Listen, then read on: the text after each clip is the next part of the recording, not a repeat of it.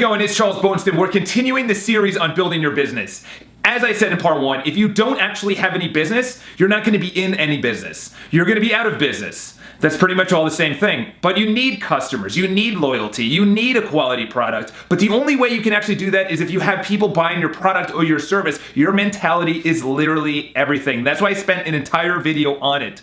This video, we're going to go a little bit more in depth. But this time we're actually going to start with, what is your why? Why are you in business? Why do you have your product? Why do you have your service? Why are you a personal trainer? Why are you a hairstylist? Why did you produce that watch or that candle or whatever business or service that you actually produce? What is your why? As Simon Sinek says in Start With Why, you need a core reason to get you out of bed when business says no, when business goes bad, when the recession hits, when people start doubting you, when your employees start hitting, when you hit an area that like bankruptcy or a competitor or prices, or your actual inventory goes to such a level that you have too much inventory and you actually have to sell it off. You have to have a core why. Like, why are you in business? For me, my core why, I've been in real estate for over 6 years now. I'm coming up on 7 years. I own my own firm now. But before that, I actually needed a core why, and I found it out about year 3. Year 1 and 2 was really hard. It was during a recession. I didn't really know what I was doing. I wasn't working by referral properly. But then I found my core reason, which is the more that I gave, the more value that I give, the more that I actually got in return. That's customer service I gave. That is value. That is information on the marketplace. That's going above and beyond what other agents did. And now that I'm on the business owner side, I have to give that to my employees. I have to also give that to my past clients. But what is your why? Why did you start your business? That's the hardest thing. For me to work long weekends, for me to not take a vacation for X amount of years in the beginning, and even today, like working long days, like why do I still do it? It's because I love what I do. And the only way to actually have something that you really, really love what you do, you have to continuously mix it up, innovate, as Tony Robbins says. You have to continuously innovate and refine your product, refine yourself. So you actually listening to this video is crucial because you're actually bettering your business, which is actually going to bring in the future, more customers. So that is, I also had a big why in people doubting me. This is something that I've talked about on other videos, is that I had a lot of doubt from other people. And it started young, so then I actually self-doubt myself. I actually had a lot of self-doubt because other people doubted me. People doubted me in school that I would ever be successful at all because I had terrible grades. People doubted me in college when I was a Division II rugby player that I would ever actually make the team, let alone start, which I did. People doubted me when I graduated college. They're like, you're not gonna find a job that's gonna pay well. Then I found a job that was like, it was pretty good. It was in finance, I was on the sales team, but then I didn't like what I did. And then people doubted me when I left. They doubted me when I went into real estate because there's no consistent pay. People hardcore doubted me when I started my business. What is your why? And I'll just tell you something about self-doubt as well, is that you have 2 areas that you can go when people doubt you. Number 1 is someone says, I don't think you're gonna be able to do that. In other words, hold that diet, eat healthy, exercise. That business is gonna fail. You shouldn't go to that school. You shouldn't start that product. You shouldn't go out and get a divorce or whatever it is. People will doubt a decision that you make. Say you want to, I don't know, better yourself. People will make fun of that path that you're on. What you can do, there's one of 2 things you can do. One is you agree with them and you don't start. You don't do what you want to do. They say, you know what? I doubt you're going to be able to go smoke free and quit smoking cigarettes for more than a month. They doubt you, and then you go, yeah, you're right. And you actually believe them, and then you don't do it. Or you could say, you know what? Which is the path I took. You know what? You want to doubt me? I'm going to prove you wrong. So you have to have a core why. So my core why was the amount of doubt that I received.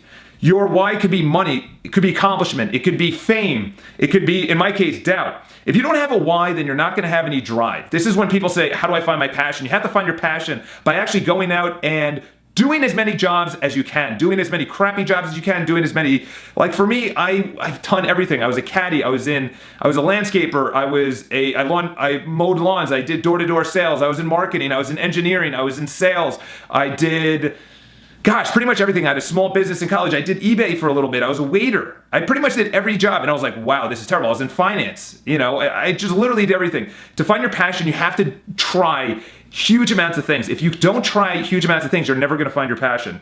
So what is unique about you? That's another thing that you have to think about, is why are people going to trust you? Why are people going to listen to your message, to your marketing message, to when you sell them? What is your core why? And then what is your business why? Why is your business, why did you launch that product, that door handle, that paint? Why are you a personal trainer? Why are you into fitness? Or you're building cameras? I don't know, whatever business or service that you're in.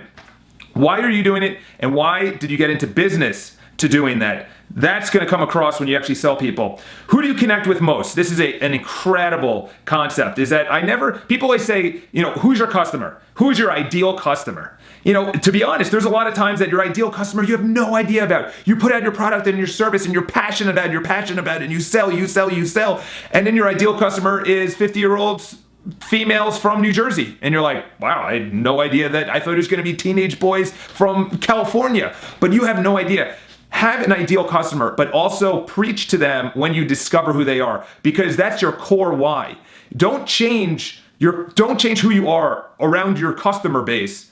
Your customer base will find you based on who you are. Very important point. Number one is you have to differentiate yourself on what's unique. Find those quirks about you. Find those interesting things. Why do we love drama? Why do we like people when they make mistakes, or they look vulnerable, or they're very emotional, or they cry on TV and we feel a connection with them? It's because they're opening up to this. They're opening up to us. They don't have this wall in front of this. And I'm going to tell you right now, the reason I'm actually talking about this for your business is because if you don't have your mentality correct, actually asking for business, it doesn't matter. It's not going to come through authentically. Listen, I have pages of notes on actually how to get business. But if you don't have your mindset right, you're not going to get any business, because people are not going to believe you. People are not going to feel your passion. People are not going to believe your message. They're not going to see the real you, the real reason you got into business, the real differentiating aspect that you bring to an industry. Because to be honest, there's a lot of industries. I would say 80% of the industries are tapped out. They're saturated. But there's continuously new products that innovate in an industry because they differentiate themselves. What is the differentiating topic for yourself? For me, it's my personality. I'm not good sitting behind a desk. I don't like pushing paperwork. I'm best in front of customers. My doubt is to prove people that I am their best candidate for buying, selling, investing, managing their property, their home, their commercial space, whatever it is. So you have to find your differentiating stuff. This is another thing. Try something for 30 days. Whatever I'm going to tell you in these videos, you have to understand that you have to try for 30 days. Try on the hat. So a perfect example is I am vlogging. Vlogging is a daily vlog of me just going throughout New York City and just filming my day. I haven't done it for 30 days. However, I started to doubt myself. Is this right? Should I not write like proper and legal? I mean, is it right for me? Do I like doing this?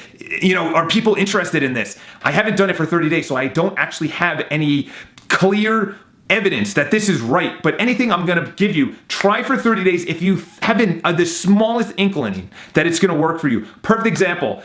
A couple of years ago, I downloaded an app, small app at that time, started throwing up some pictures, didn't get any likes, didn't get anything, and then I started gaining momentum and traction and seeing that this is something that I really like. That app is called Instagram.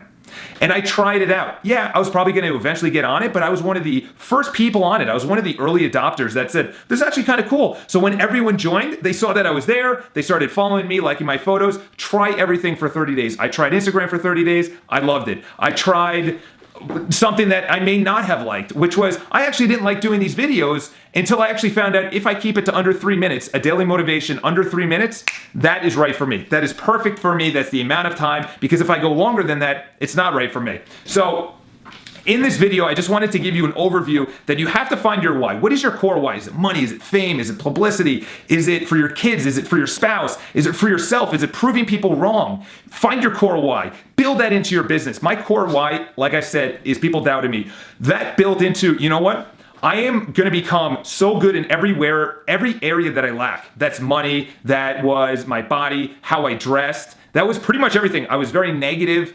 I fixed everything that I could by reading about it. So that's why I got on this self-development track, is that I said, you know what, listen, for me to actually build my business, I actually have to get good at building my business, which is literally a lifestyle. I will explain that in the next video. I hope this helps. If you have any questions, leave in the comments below.